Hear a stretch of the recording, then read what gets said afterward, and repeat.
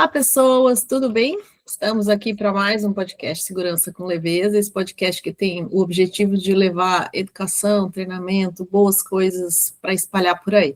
Num momento de mundo que a gente precisa muito de boas coisas, boas informações, informações de qualidade, a ideia nossa é sempre trazer e expandir o máximo possível dessas coisas boas que tem por aí.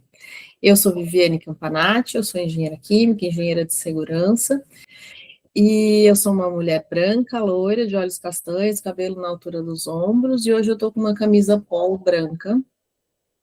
Num cenário aqui atrás de mim tem uma parede branca com umas folhas pintadas.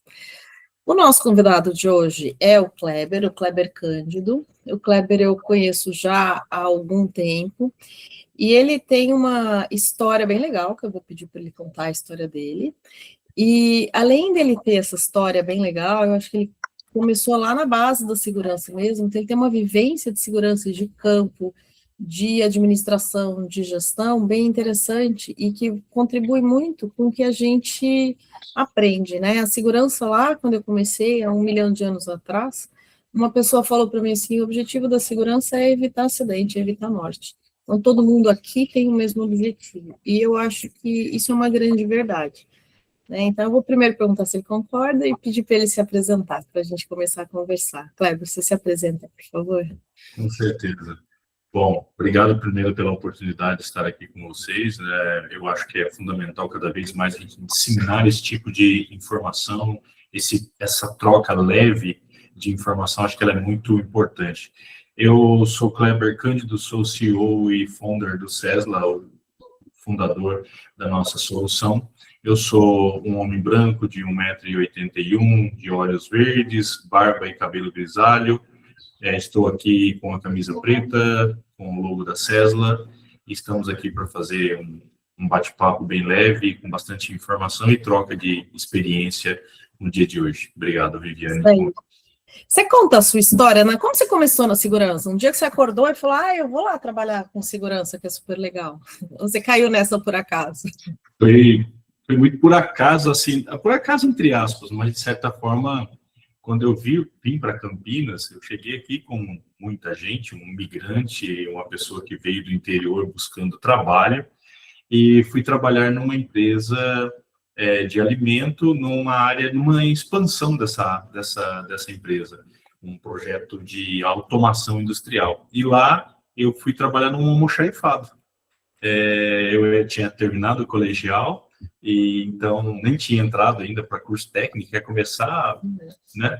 E fui trabalhar no almoxarifado, onde eu me deparei ali com equipamentos de proteção, eu controlava a entrega desses equipamentos para os funcionários, e conheci um técnico de segurança que vinha ali, hora ou outra, me orientar com relação à entrega de EPIs e etc. E foi aí que eu comecei a me inteirar, ou tomar gosto pelo tema, e fui procurar uma competência. Acho que como muita gente faz no nosso país, né, primeiro precisa eu sou de uma família muito humilde, né, vim de uma família muito humilde, não tinha condições de pagar uma faculdade naquele momento, então o curso técnico era, de certa forma, uma alavanca para se chegar na faculdade, ganhar um pouco mais, e a conexão com a área de segurança foi com esse cara, que ele começou ali a me contar o que ele fazia, e os controles, né? E eu que sou uma pessoa muito metódica por característica, muito de controle, acho que me identifiquei naquele primeiro momento com aquilo, e dali nasceu meu interesse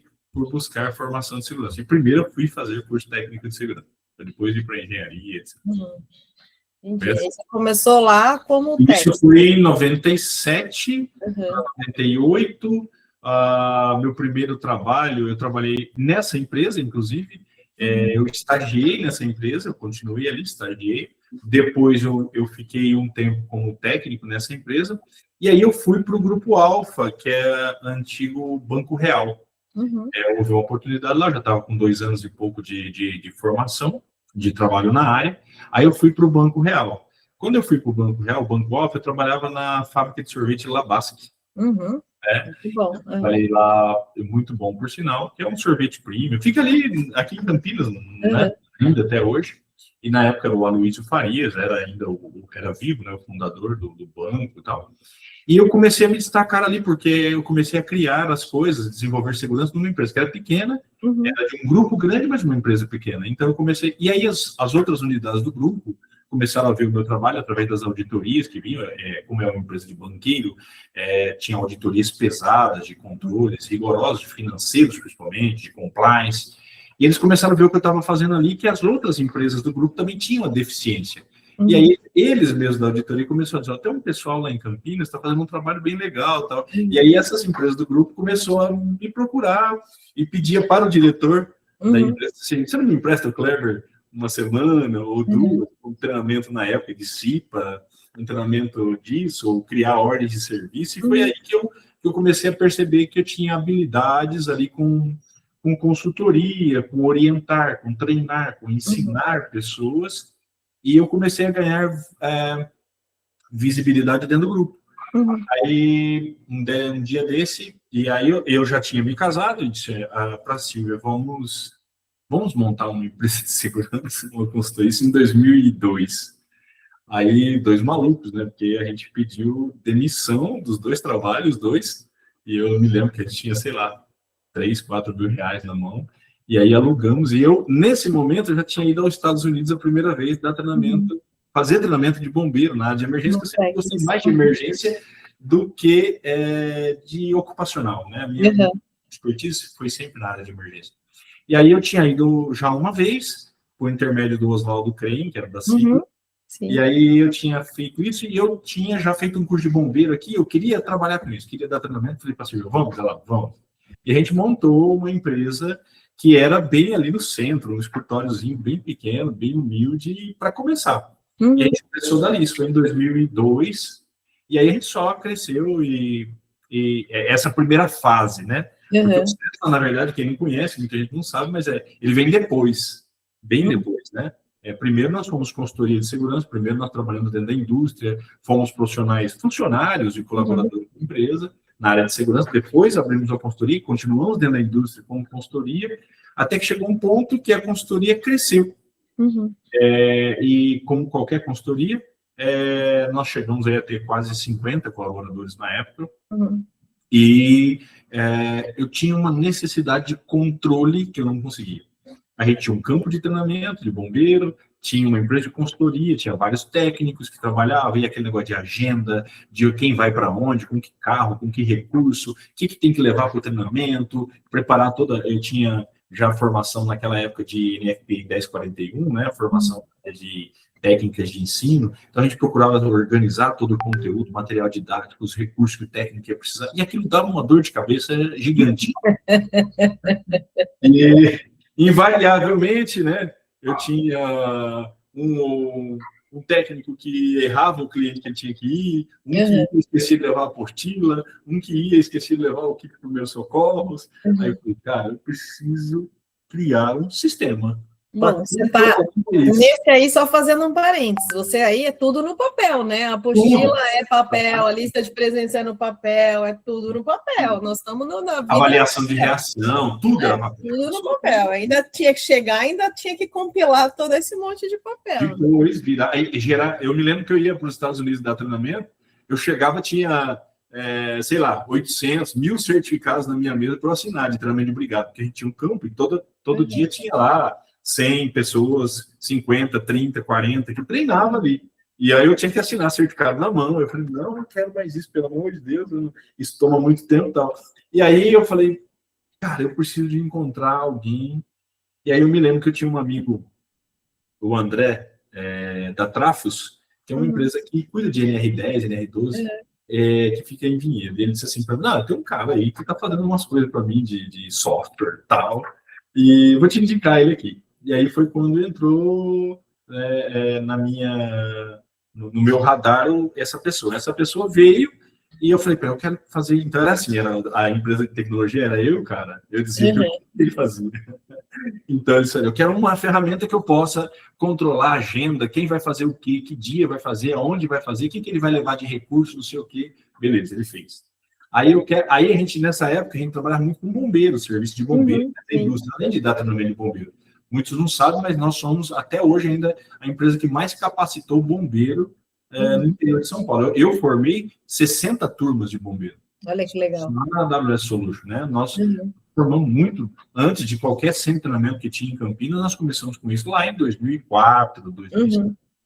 Então, eu tinha muito trabalho de campo, sabe? Fazer inspeção de extintor, inspeção de hidrante. E aí, de novo, eu tinha um monte de dor com isso, que era um monte de papel, e formulário. É papel, vem papel, e perde papel, e chove no papel. Aí eu falei para o cara, a primeira aplicação que eu criei foi o Inspect, uma ferramenta de inspeção que a gente ia a campo, inspecionar extintor, hidrante, casas de bomba, sistemas de combate a incêndio, kits de ambientais, kits de primeiros socorros, e isso vinha, o sistema já via, gerava relatório, eu fazia no aplicativo. Imagina aplicativo em 2004 para 2005, operando offline dentro da indústria. Era um desespero total.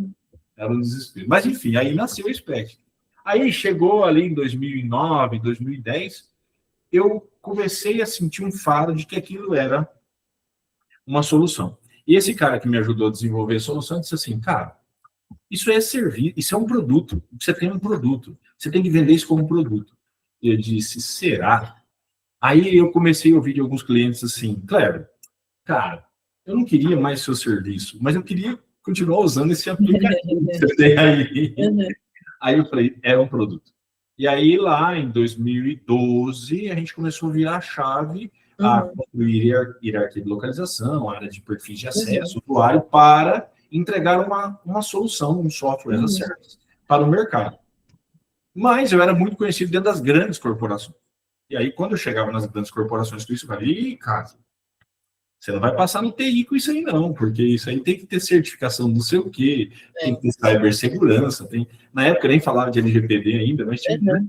Bom, aí a gente começou com isso, foi crescendo aí, né, a projeto, até que chegou, isso em até 2012, a pandemia veio em 2019, mais ou menos, isso. Né?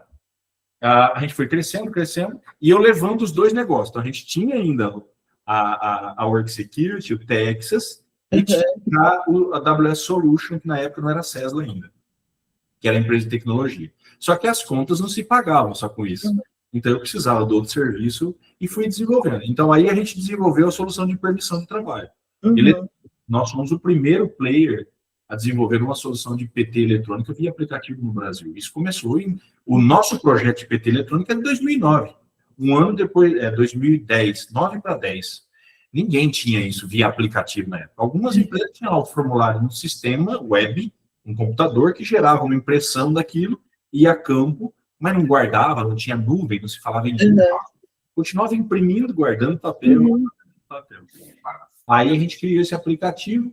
Então, quando chegou ali em 2016, por aí, 2012, 13, a gente falou, isso é software, e começamos a vender a aplicação de inspeção, a vender a aplicação de permissão de trabalho, né? E nesse momento de vender a permissão de trabalho, eu dizia, pô, quando eu pego esse celular para emitir uma permissão de trabalho, eu dependo de gente. E quem executa atividade de risco é gente.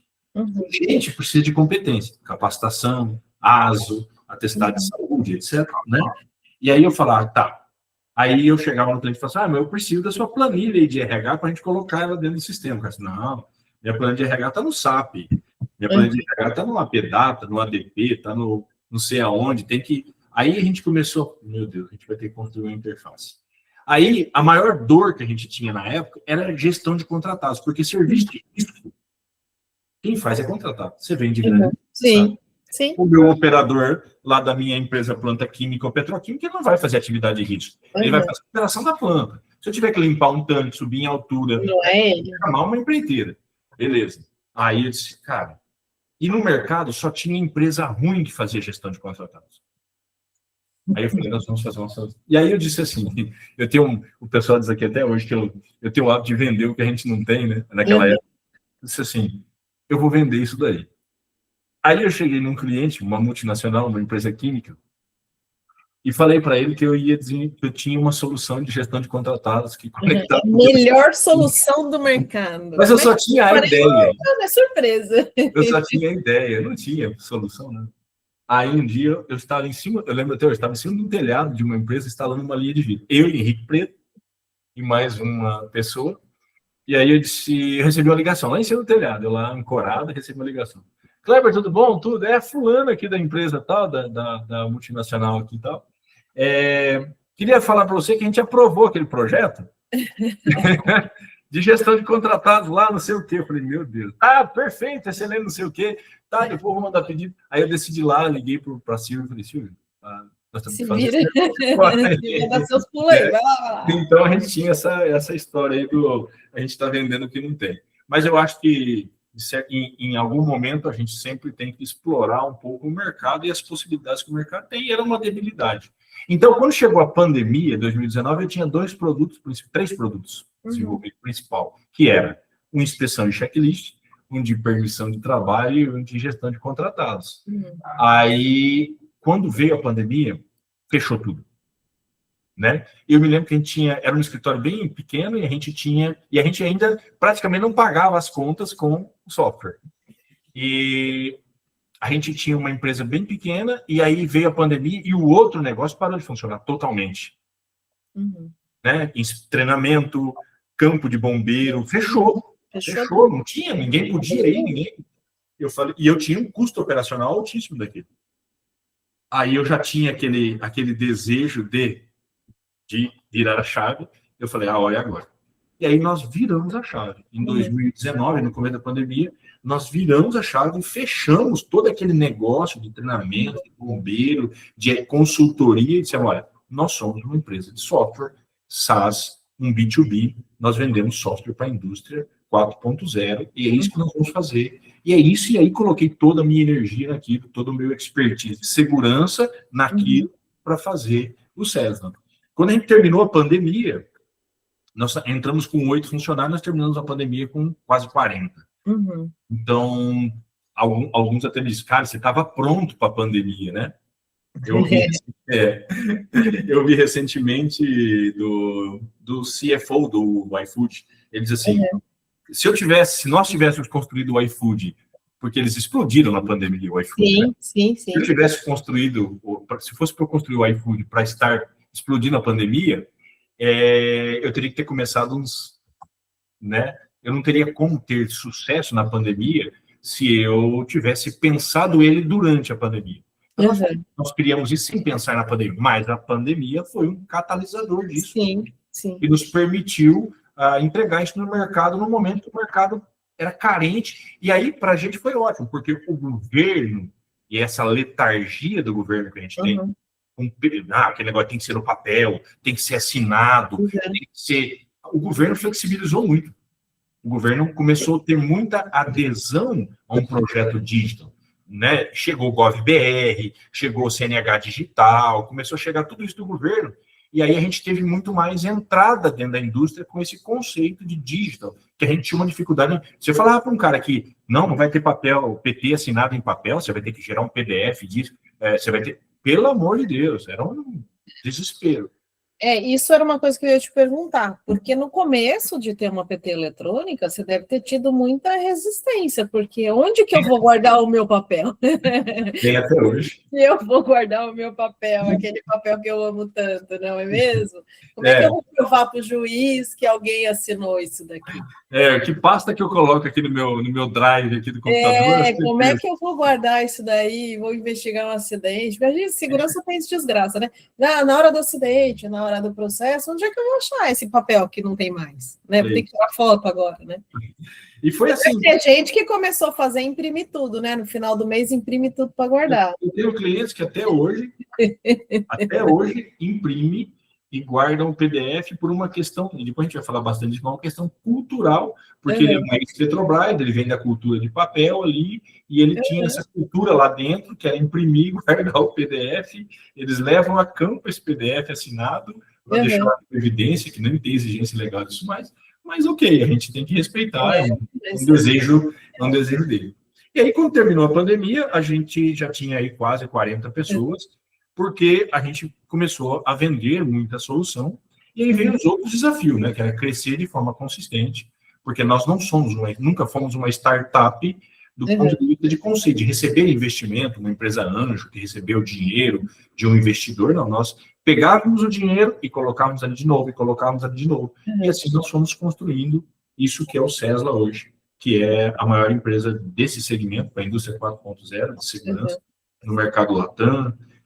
Somos 65 pessoas, somos uma empresa aí de ordem de 12 milhões de faturamento ano, estamos com um projeto já de chegar a 30 milhões em 2030, é um projeto que está crescendo muito.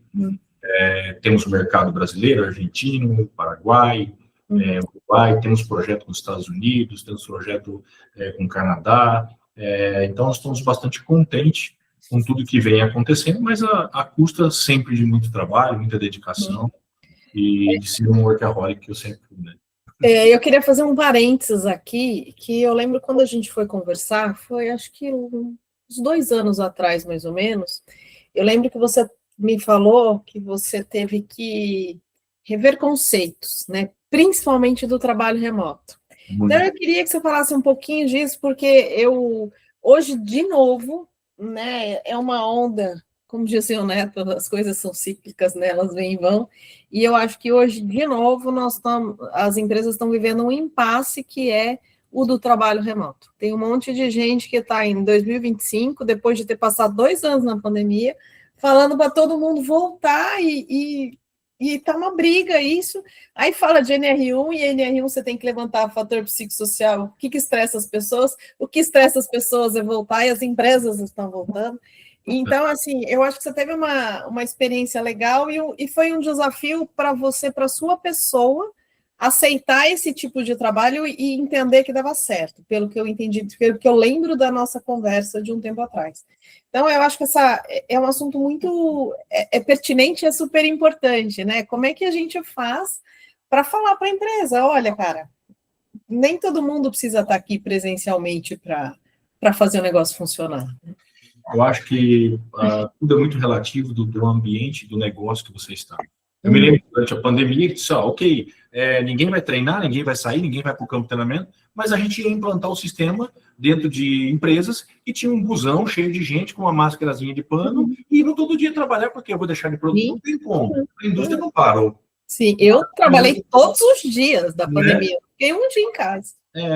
Isso tem muita relação com o business. Agora, se eu sou uma empresa de tecnologia, é diferente. Mas acho que a principal mudança que teve começou com o mindset meu, porque imagina eu que venho de uma pegada de bombeiro, de uma pegada de militar, de treinamento, de eu estou mandando, não quero saber, sim senhor, não senhor, você sabe como essa operação. Filha de militar, você vê. Então, imagina eu entro de cabeça num negócio onde eu tenho que lidar com pessoas muito jovens, uma faixa etária de 20 e poucos anos, que é totalmente desconectado desse negócio de, peraí, eu não vou picar cartão? Não tem, entra às 8, sai às 5, de segunda a sexta. Eu tive que reaprender muita coisa. Eu, como o dono do negócio, no sentido de que eu não ia conseguir sobreviver, eu não ia conseguir ter gente no meu time se eu não mudasse a minha filosofia primeiro, eu como pessoa. Esse foi o primeiro, acho que o maior desafio meu, e foi bem difícil no começo. Bem difícil. Mas, com relação à pandemia, hoje, dentro de uma empresa de tecnologia, a gente trabalha em squads, nós trabalhamos em times. Esses squads, eles têm entregáveis quinzenais, e esses entregáveis, eles são geridos por uma metodologia de Scrum, né? Onde a gente tem daily, tem planning, tem todo um projeto que a gente está conectado com ele o tempo todo. Mas, no final, o que conta, que eu vejo muito valor, é essa relação de respeito que a gente tem do funcionário conosco e nós com o funcionário. Porque eu, Kleber, não conheço uma linha de código. Então, se você disser que uma linha de código vai levar 10 dias para fazer, e você faz ela em meia hora e fica parado 9 dias, ou vai fazer outro serviço, eu não sei te contestar. Hoje eu tenho mais gente no time que pode contestar isso, mas na época não tinha. Então, eu acho que o respeito e as pessoas estarem envolvidas com o propósito do negócio é o que fez toda a diferença no começo. Então, hoje, a linha de raciocínio eu trabalho praticamente todo o time, ele trabalha 3 dias remoto e 2 dias presencial, menos o time de desenvolvimento. Então, as áreas operacionais, que é helpdesk, que é o time que implanta, que vai no cliente, que vai nas indústrias, vendas, esse time que tem relação mais comigo, esse time ele tem ali uma frequência de 2 vezes na semana estar no escritório, né? E o resto, que é o time de desenvolvimento, a gente tem gente na Europa, que trabalha na Europa, para gente da Europa, tem gente no Sul, tem gente no Rio de Janeiro, tem gente em Maceió, Alagoas, tem gente aqui no interior de São Paulo. Esses caras não vêm na empresa. Exceto uma vez por ano, normalmente, quando a gente faz um negócio chamado Leanception, quando a gente vai fazer um Leanception, é a concepção de um produto novo. Tá. Então, a gente faz uma imersão de uma semana, traz todo mundo para dentro e fala, ó, isso é o que a gente quer. Isso é o que a gente quer produzir, vamos entregar daqui 2 anos, mas a gente traz todo mundo e faz aquele negócio muito legal. Aí paga o hotel, o aeroporto, e avião, e a galera vem. Tirando isso, a gente trabalha praticamente time de desenvolvimento 100% remoto. E funciona super bem. Funciona perfeitamente bem. Por quê? Porque a gente mede entrega, como qualquer negócio. Não adianta falar assim, aqui é lindo. Se você não entregar, tá tudo bem, não tem burnout. Não é. Claro que tem. A regra existe, o limite existe.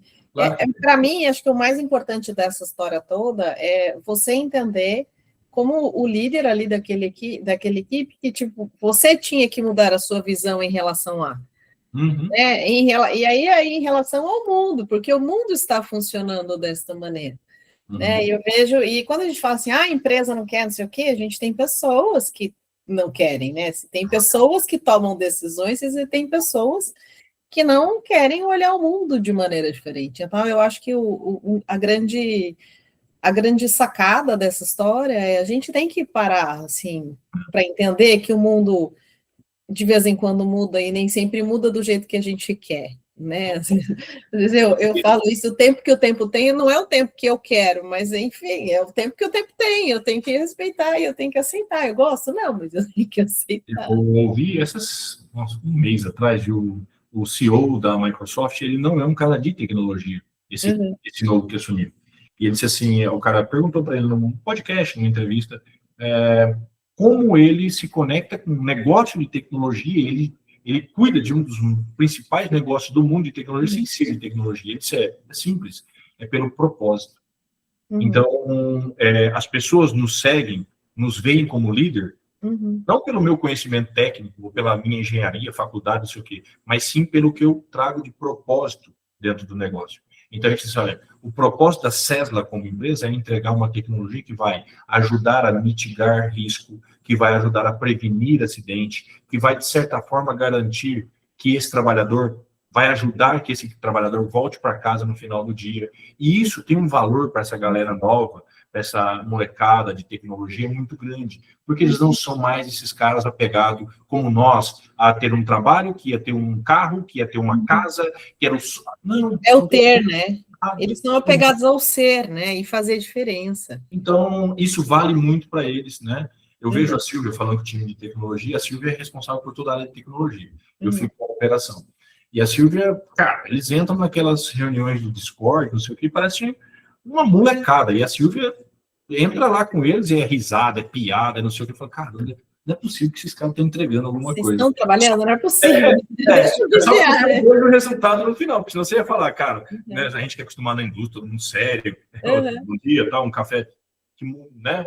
Isso dar cavalo de pau no navio do tamanho de uma indústria é muito difícil. Né? Quando a gente está numa empresa pequena, dar um cavalo de pau é mais fácil. Né? Agora, quando você está numa empresa grande, a cultura, quebrar tudo isso leva décadas, né? Porque você tem ali caras que têm 30, 40 anos de empresa, que está ali na companhia, que vem de uma formação mais... que não entendeu essa mudança que o mundo passou. Eu ouvi esses dias do Basaglia, né? No MSA, no Summit. Assim, quem viveu os últimos 300 anos viveu a maior evolução da espécie humana. 300 não. Quem viveu... Eu tenho 48. Quem viveu 50 anos viveu maior. Eu sou da época da máquina de escrever, meu amigo. Eu digo quem viveu os últimos 5 já viveu uma grande transformação, porque nós viemos de um nada para uma pandemia, para uma pós-pandemia, onde todo mundo ia virar... Quando começou a pandemia, todo mundo ia virar bom, aí acabou a pandemia, a gente viu que ninguém virou bom do jeito que a gente queria que todo mundo virasse bom, e aí polarizou mais, e assim, né, eu acho que quem viveu os últimos 5 anos, assim, já viveu um tanto, né? E a gente quebra todo dia, empresas quebram todo dia, tecnologia é uma coisa assim extremamente volátil. Assim, hoje nós temos acesso. Não, isso não quer dizer nada. Amanhã esse negócio pode acabar totalmente com inteligência, com um monte de coisa que está chegando aí. Então você tem que estar o tempo todo conectado. Eu vejo muito mais esforço mental meu hoje dentro desse negócio do que no outro, porque você tem que estar muito conectado com tudo que está acontecendo o tempo todo. Não tem mais uma regrinha do tipo, agora é só ganhar dinheiro. Agora não, é o contrário. Não. É bem mais difícil. Não tem mais essa situação. Eu acho que não tem para ninguém mais hoje essa situação, viu? É mais difícil. E eu queria falar um pouquinho de pessoas, porque assim, quando você vai para a PT Digital, você fala assim, eu nem preciso mais de um técnico, eu não preciso mais, nem preciso mais do contratado, né? Porque tem agora a PT Digital, agora ela faz tudo sozinha, né? Isso não é uma verdade, porque para alimentar essa PT, você tem que ter alguém que saiba avaliar um risco, que saiba avaliar alguma coisa, que entenda um cenário e que possa fazer essa análise, né? Não é a PT ela não sai preenchida, né? Ela é um checklist que alguém tem que ler o que está escrito ali e preencher como se fosse no papel, como era na época dos Incas, né? A análise ela continua valendo. Como que você, quando você está falando com o seu cliente sobre a PT Digital, quando você está conversando com o pessoal de segurança, tá? Diretamente com o pessoal de segurança, porque eu tenho outra pergunta de outras pessoas. Quando você está conversando com o pessoal de segurança, quanto de ilusão existe de que o trabalho vai diminuir na relação de avaliação de risco, no trabalho técnico mesmo, né? O guarda-papel, ok. Mas quanto que existe a ilusão de que vai diminuir o trabalho técnico, ou o esforço técnico das equipes? Olha, eu vou te responder, assim, a área de segurança, ela foi a última área dentro da área industrial a ter tecnologia embarcada. A gente sempre teve conexão, porque assim, eu costumo dizer o seguinte, nada é mais importante dentro de uma empresa do que produzir e vender, né? O Monteiro fala muito isso, né? Ele é designer for safety da Amazon, ele diz assim, o nosso objetivo aqui é entregar 300 mil pacotes por dia. Segurança, mas é entregar pacote. Então, assim, qualquer empresa, o propósito é produzir e vender. Segurança, qualidade, meio ambiente, etc. Essa galera é para apoiar essa operação. Então, não vem com esse papo de que aqui a segurança é mais importante do que produzir e vender. Não sei. Então, a primeira quebra de paradigma é essa. A segunda é as pessoas têm apego a checklist, como se isso fosse resolver e não ter mais acidente. Teve um acidente, vai lá e põe uma pergunta no checklist da PT. Aumenta o checklist, exatamente. E aí, cara, a gente pega checklist absurdo. 3 páginas. Meu Deus, né? Nós pegamos... Ninguém está fazendo, né? Vamos combinar que a realidade ninguém faz.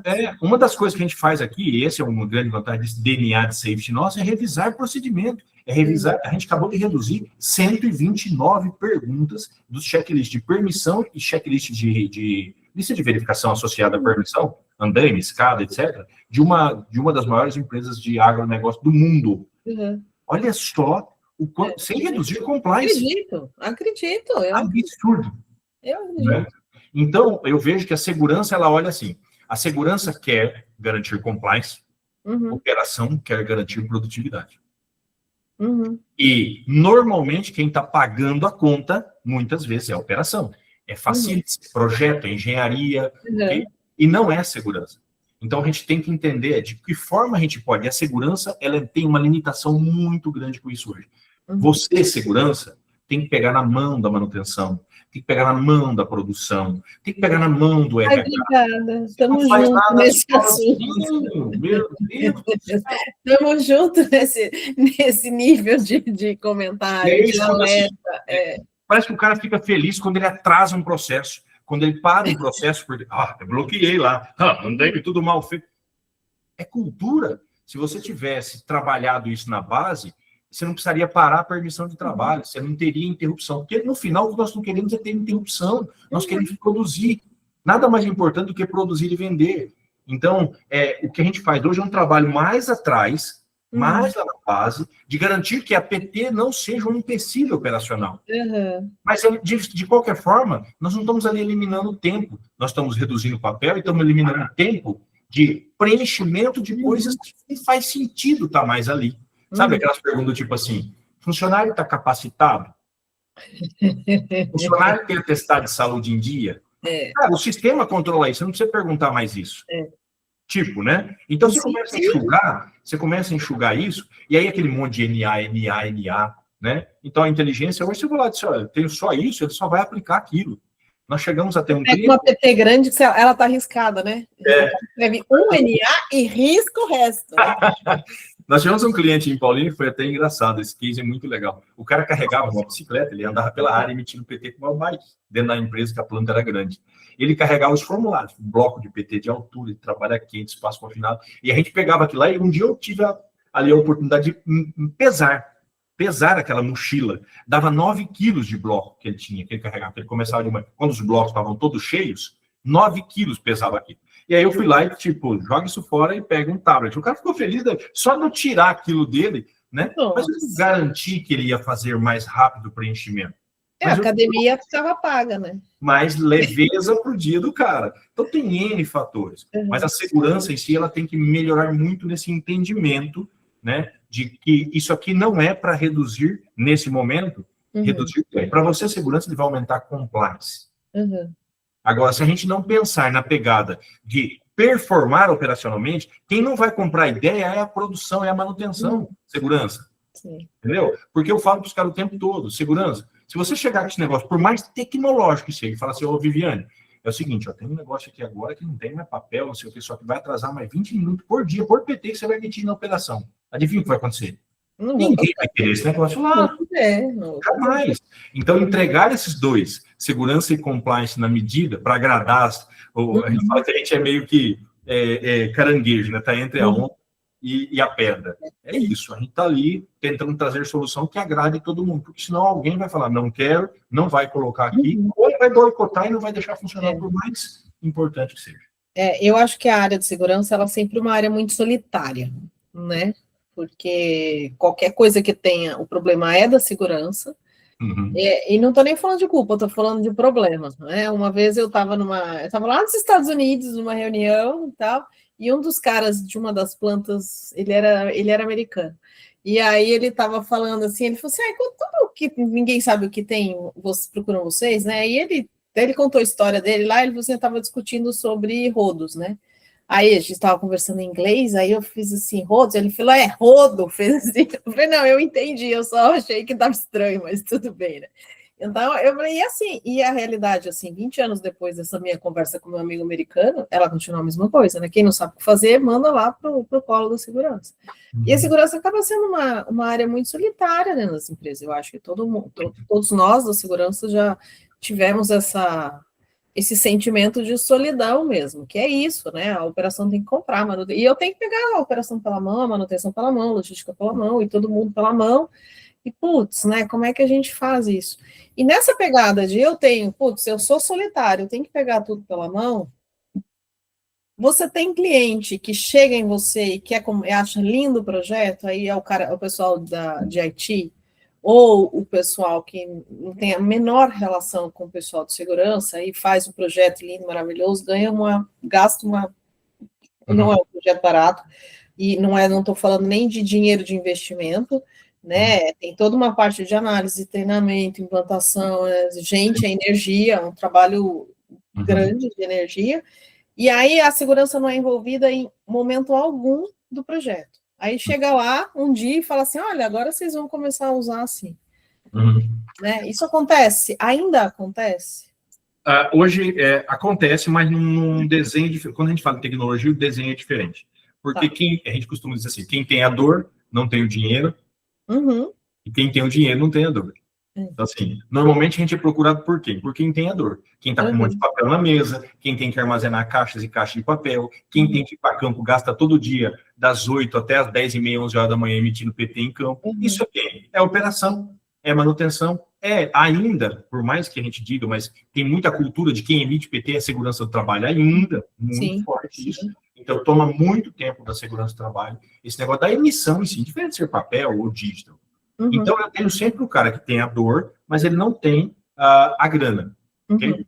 Então, é difícil. O que acontece muito assim era assim: gostei muito disso. Vamos implantar, vamos começar, porque tem um CAPEX aqui, um dinheiro que sobrou. Esse final de ano era fantástico. É sempre assim. Sobrou um dinheiro aqui, vamos gastar.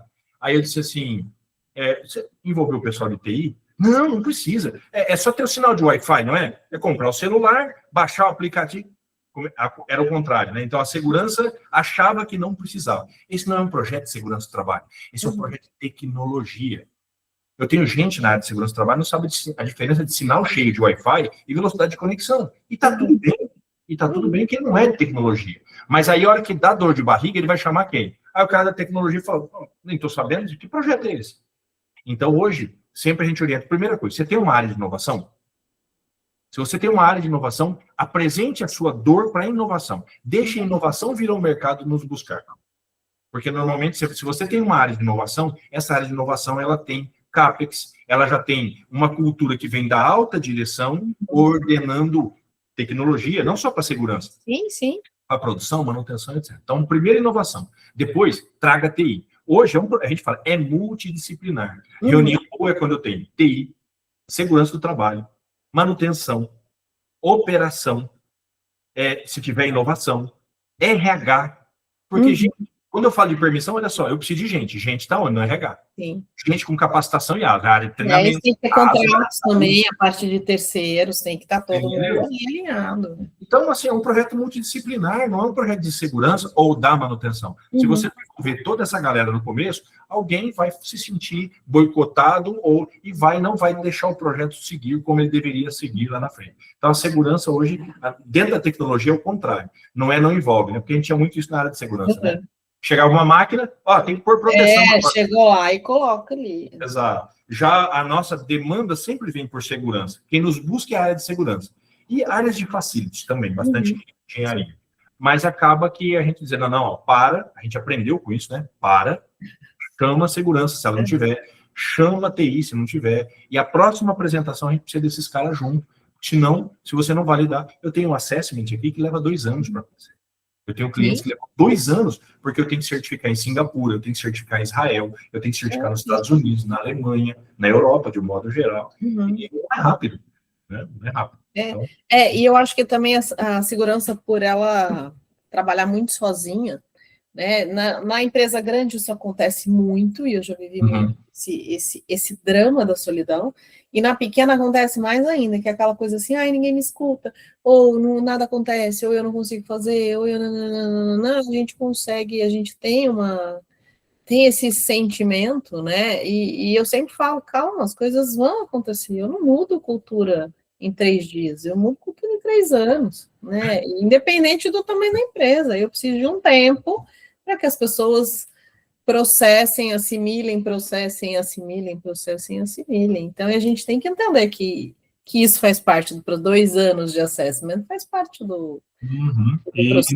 E não é rápido. Tanto que a implementação ela não é rápida. Ela demora, tem um time para acontecer. Porque, inclusive, envolve você revisar procedimento. Não é contratando um software, agora é só cruzar o braço que eles vão fazer. Não, eu tenho uma solução, mas a solução ela é moldada dentro do seu procedimento. Então, se o seu procedimento é ruim ou está na hora de revisá-lo, excelente oportunidade para agora, já que você vai pôr tecnologia, você vem de 80 anos, 100 anos em prancheta, você vai mudar agora para uma tecnologia, aproveite a hora de revisar. Aproveita, claro. Aproveite o momento. A gente tem muito isso dentro ainda, então a gente tem feito um trabalho meio... eu, particularmente, eu tenho como premissa social esse ano, a gente está fazendo um trabalho bem legal, está começando, ele é novidade ainda, de ensinar os profissionais de segurança tecnologia. Olha só, se você pegar, eu fiz uma pesquisa esse dia, por curiosidade, no ChatGPT, e disse assim, quais são as 20 palavras de segurança, quais são as 20 frases ou palavras que os profissionais de segurança mais pesquisam aqui no ChatGPT? Adivinha o que aparece? NR5, PCMSO, PCMAT, PGR, nem PCMAT tem, PGR, essas coisas, por quê? As pessoas não sabem usar a tecnologia ainda. Então, eu entendo que grande parte do que a segurança do trabalho faz, de compliance, de copy e cola, que tem bastante, Uhum. a tecnologia vai te engolir nos próximos meses ou ano. Uhum. Então, se você é profissional de segurança, você não está atento a usar uma inteligência artificial, a fazer com que você traga performance operacional para sua área e deixe de fazer monkey job e vá para campo, vá para entender, porque não tem nada mais valioso do que estar ali no Sim. contato com o seu operador, com o seu mecânico. Ali é onde segurança deveria estar, e não em sala, controlando EPI, controlando PT, controlando arquivamento de documento. Isso a tecnologia vai fazer para você. Se você demorar para entender isso, você está fora do mercado. Você vai ser engolido, mas numa velocidade que você não tem noção. Não tem noção. A velocidade que você está. Fica aí o recado, né, que o técnico de segurança não tem que ficar no ar-condicionado, nem engenheiro de segurança. A gente tem que estar em campo, tá sol, tá chuva, paciência. A operação não está lá? A operação está lá, a gente tem que estar lá junto com a operação. E eu acho que isso é fundamental a gente entender. Muitas vezes a dificuldade de você achar um bom profissional são pessoas que estejam dispostas a cuidar de gente é difícil, porque nem todo mundo quer ser cuidado, né? E às vezes a gente tem que mesmo cuidar, e aí tem que ficar no tempo, aí a pessoa não quer ficar no tempo. Então, assim, a gente tem que ter essa mudança de chavinha do pessoal de segurança e fazer parte da solução mesmo, né? Façam parte da solução, por favor, me tragam soluções, me tragam problemas. O nosso maior valor é gente, sempre foi gente, e particularmente o que vai acontecer no futuro, e cada vez está mais difícil, é gente para trabalhar, e vocês estão vendo, a gente está vendo isso, não é na segurança do trabalho, é em qualquer área. Então, você que é profissional de segurança, eu vejo muito isso, o cara não sabe fazer um post, ele não sabe usar um LinkedIn, ele não sabe criar uma apresentação. Então, às vezes eu te convido a vir numa reunião gerencial para mostrar número. Eu não quero saber quantos acidentes. O cara não quer saber isso numa reunião gerencial. Você vai ser engolido em 90 segundos se você não tiver uma apresentação que vai prender a atenção desse gerente, desse diretor industrial. E que valor você está entregando nessa reunião? Esse mês não tivemos nenhum acidente. Esse mês tivemos 2 acidentes com dedo, não sei. Isso aí eu consigo olhar em dashboard, eu consigo olhar em relatório. Quando eu te trago para uma reunião gerencial, eu quero ouvir de você outras coisas. Então, a gente tem feito um trabalho, porque a maior dificuldade dos nossos profissionais, quando eu vejo, Viviane, na área industrial, é que o cara não sabe vender. Ele não sabe, e não é vender, ser vendedor, mas assim, você tem que ter um mínimo de conhecimento técnico e apresentar valores, porque no final uma empresa visa o quê? Ganhar dinheiro. Se você chegar lá e falar assim, eu vou pôr PT eletrônico, por quê? Porque é mais moderno, é mais tecnológico. Não serve, não serve. Eu vou ganhar com esse negócio. Enquanto você, profissional de segurança, não aprender a trabalhar dessa forma, com qualquer coisa, você não entrega nada. Vai continuar reclamando a vida inteira que a empresa não dá ouvidos e que tudo demora. Gente, o mundo demora, né? O tempo que o tempo tem não é o tempo que eu quero. E demora. E faz parte do jogo. A gente sobreviver a essa ansiedade da demora, né? Faz parte do nosso jogo de segurança, né? Eu vejo assim, você não tem uma apresentação aí de cases de sucesso que mostra os ganhos que eu vou ter? É claro que eu tenho, eu sou um vendedor do negócio, eu vou ter. Mas quem deveria ter um case alinhado com a sua realidade é você. É você que tem que construí-lo, mas eles não sabem. Então, um dos trabalhos que a gente tem feito de engenharia social mesmo esse ano é ensinar. A gente está fazendo uma espécie de um curso que a gente vai dar para esses profissionais, vai convidar, a priori é uma experiência, ou a gente vai convidar esses profissionais do tipo, venha fazer uma imersão sem custo, de uma semana, para você aprender a usar a inteligência artificial, a criar um Power BI, a melhorar seu LinkedIn, a saber fazer um post, fazer um artigo lá no LinkedIn, que valorize você como profissional, que você possa ganhar mais visibilidade, que é necessário no mundo que nós vivemos. E isso vale para o cara que está dentro das empresas também. Principalmente. Eles precisam saber apresentar um projeto, né? Precisa saber fazer uma apresentação, precisa saber chamar a atenção do operador para aquele assunto crítico que a gente precisa conversar.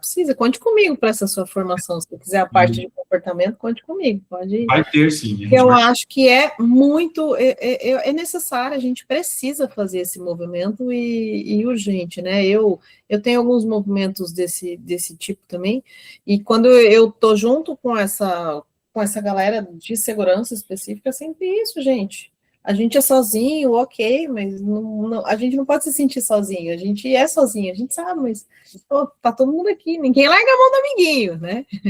Segura a mão do amiguinho, que é assim que a gente fortalece, vai. né? Fortalece a categoria, os profissionais. Eu vejo muito isso. Então, eu tenho já, a gente já começou esse projeto, e eu acho que ele tem muito valor, porque eu tenho eu vejo muita gente que alçou o cargo de gerência, etc., por tempo de casa e não por competência, ou por habilidades, e que também não foi buscar essas habilidades. E como o mundo está muito veloz, as coisas estão com uma velocidade muito grande, ele não sabe usar, né? Tá dizendo, por exemplo, você vai no TikTok e tem lá a propaganda da Ferrari no TikTok. Você fala, cara, Ferrari, quem que é esse público aí do TikTok consome Ferrari? Hoje ele não consome. Mas daqui 15 anos, é o cara que vai crescer e vai comprar uma Ferrari. Então, por isso que ela está lá naquele ambiente.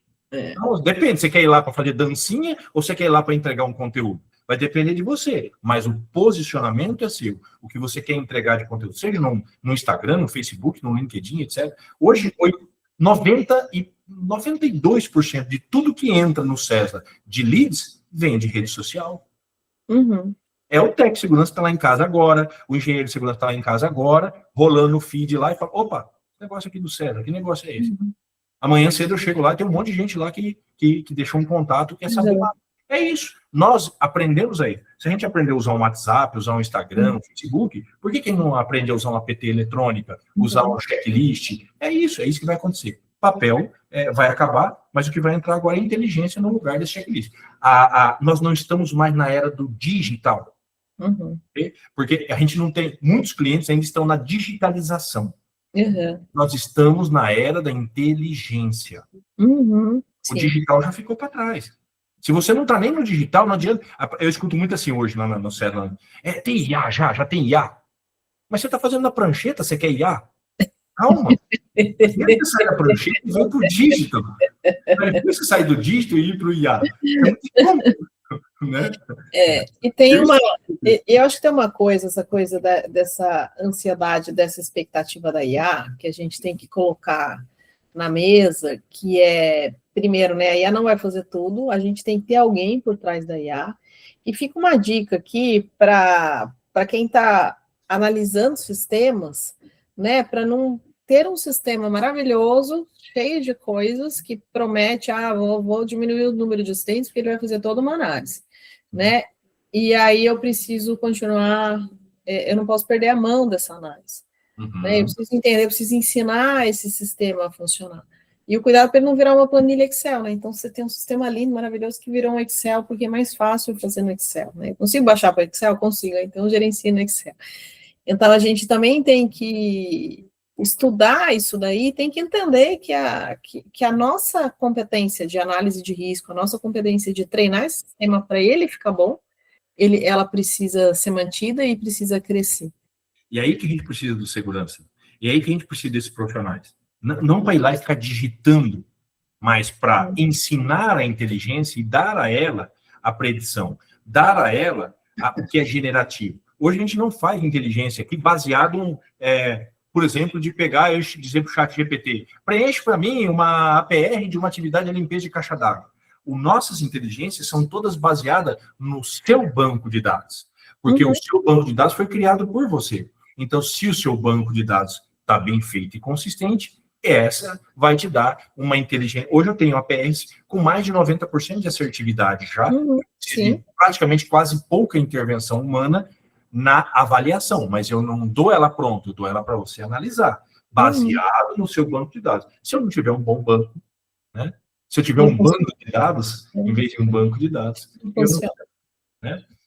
vai funcionar. Exatamente, é isso.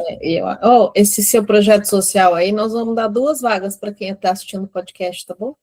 Vamos sim, esse projeto é bem legal, tem envolvimento de bastante players, a gente não está divulgando ainda, porque não está alinhado isso com os outros, mas não é um projeto comercial, então o primeiro ponto é esse, não é o Cesla ou a empresa A ou B, é um projeto Kleber e de outros profissionais como a Viviane, como Juliana Bley, como Ivan Rigoletto, como que são profissionais conhecidos no mercado e que, de certa forma, tem uma influência sobre pessoas e que vai trazer essa experiência, seja em tecnologia, seja em comportamento, seja em redes sociais, para ajudar a melhorar você como profissional. Essa é a ideia.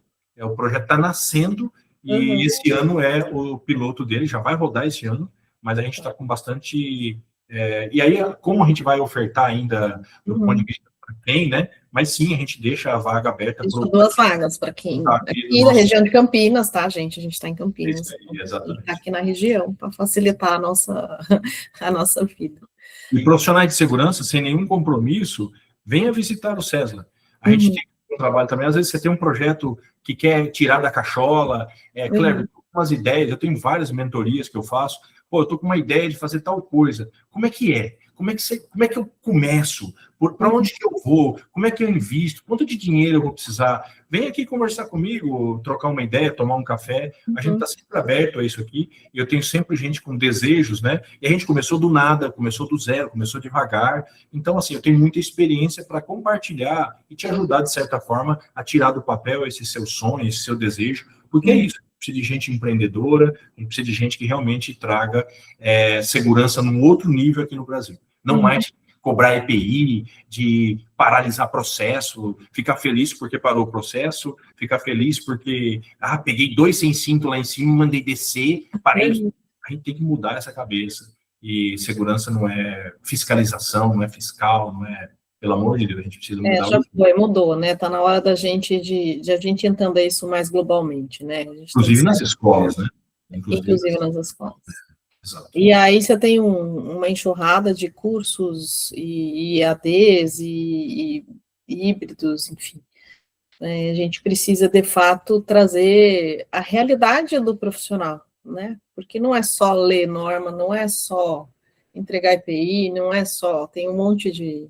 Nunca é só, né? E de novo, né? Entregar EPI, esse tipo de coisa não é uma função para você, profissional de segurança. Sabe? Isso é a função de almoxarifado.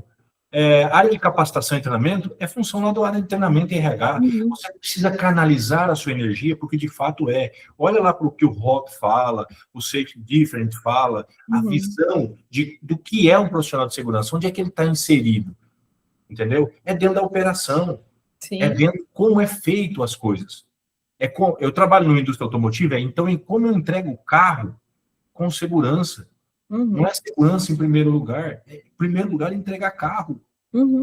Sabe? Abre a mente. A realidade é essa, né? A realidade é essa. Em qualquer lugar. Se eu precisar parar, se eu precisar parar, eu vou parar. Mas é fato, eu preciso entregar carro. Eu tenho a teoria dos sapatos da Viviane. A Viviane gosta muito de comprar sapatos. Né? Então, eu sempre falei para as minhas equipes que é a teoria do sapato. Porque assim, eu parei 3 serviços hoje. Ok, você parou e fez o quê? Para o negócio continuar, porque a gente está aqui para o negócio trabalhar, para o negócio funcionar. Porque se para, aí não vende. Se não vende, eu não recebo, se eu não recebo, eu não compro sapato. Então, assim, é tudo em função da Viviane, entendeu? Então, assim, faça parte das soluções, porque a Viviane gosta de comprar sapato. É assim que funciona, né? E é sobre isso. Tem um número imenso de gente aqui, olha como a cultura de segurança ainda arcaica em alguns processos. Que ele tem que ter um aval do gerente na permissão do trabalho, do gerente industrial, só que o cara não está na empresa. O gerente não é para fazer isso. Você concorda que o gerente industrial não está lá para fazer isso? Eu pergunto, eu tenho um içamento de carga num guindaste telescópio. É você, segurança do trabalho, que tem expertise em guindaste telescópio para ir fazer um check-in? Não é, você é apoio. Então, quando eu olho para isso... Gente, o que o gerente entende? Exato. E aí, guindaste, içamento, raio da lança... Mas eu quero dar ciência para ele. Uma atividade que está acontecendo aqui. Hoje lá no Cesla, eu entro num painel lá, eu tenho a planta da empresa em tempo real, eu estou vendo todas as PTs que estão acontecendo, quem está participando de cada PT, que tipo de PT que é, para que ele tem que assinar a permissão? Para que ele tem que endossar a permissão? Olha só cada cabeça. E o cara está em casa no sábado, aí você, não, ele tem que assinar. Dá para ele assinar da casa dele? Dá, a tecnologia permite isso. Agora, faz sentido isso para a segurança? Não faz sentido, galera. Não faz sentido. Revisitar procedimentos, revisitar culturas é o mais importante quando eu vou para o digital. Porque tecnologia permite um monte de coisa, mas de fato você está agregando valor com isso? Ou você quer digitalizar só? Você quer pegar o que você tem no PDF e transformar em uma digitalização? Isso você faz no Forms. O papel você bota no PDF, aí você imprime o PDF assinado igual. Você faz no Forms. Você não precisa de uma solução como a nossa. Solução como a nossa, ela olha, inclusive, para o conceito de revisitar. Revisite, reescreva, repense. Eu escuto assim, não, esse procedimento veio da Alemanha faz 30 anos. Esse modelo de PT veio dos Estados Unidos. Cara, é assim que eu faço segurança nos Estados Unidos? O comportamento do operador industrial nos Estados Unidos é igual ao nosso. Tropicalizar não serve. E isso é uma briga. É uma briga. Às vezes eu escuto assim, pô, porque chegou tal coisa. E as pessoas às vezes me perguntam, você acha que faz sentido fazer isso? Eu falo, com certeza não. Exato. Você tem que falar para o seu chefe que tem que tropicalizar, porque o comportamento lá é diferente do comportamento aqui, a cultura lá é diferente da cultura aqui. Tem que tropicalizar. E nós somos muito bons em performance operacional. O brasileiro é muito bom nisso. Sim. Muito bom em pensar solução. O brasileiro é muito bom em... Quando a gente fala do jeitinho, o que é jeitinho? É nada mais de um jeito mais fácil de fazer aquilo que ele fazia, que era sofrível do jeito que foi desenhado. Mas ninguém perguntou para ele qual era o melhor jeito de fazer aquilo. Então, a gente tem, inclusive, esse negócio do jeitinho que vem um pouco disso daí, dessa cultura. Mas nós somos muito bons em performar operacionalmente, né? Só que a gente não se conecta com esse cara da operação. A gente quer por regra.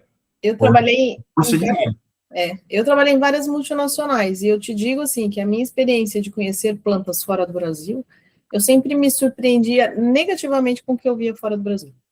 Eu também. As plantas, elas eram mais organizadas, elas eram mais limpas, elas tinham, mas não tinha acidente. Não estou falando de acidente, eu estou falando de visual, né? Porque eu estou lá por um período, sei lá, 2, 3 dias, uma semana no máximo, assim, de visual, assim, nossa, eu não trabalharia numa planta assim. Eu lembro a primeira vez que eu fui para os Estados Unidos, numa planta que, assim, gente, eu olhava e falava assim, gente, é sério que vocês trabalham aqui assim? Né? Lá a gente é pobre, a gente é bem assim, o cocô do cavalo bandido, mas a gente é muito melhor que vocês, muito mais organizado, muito mais limpo, muito mais, você vê um pessoal mais com vontade, né? Então, assim, a gente tem muita síndrome do vira-lata e a gente, de fato, tem uma operação diferenciada, e eu não tenho a menor dúvida disso.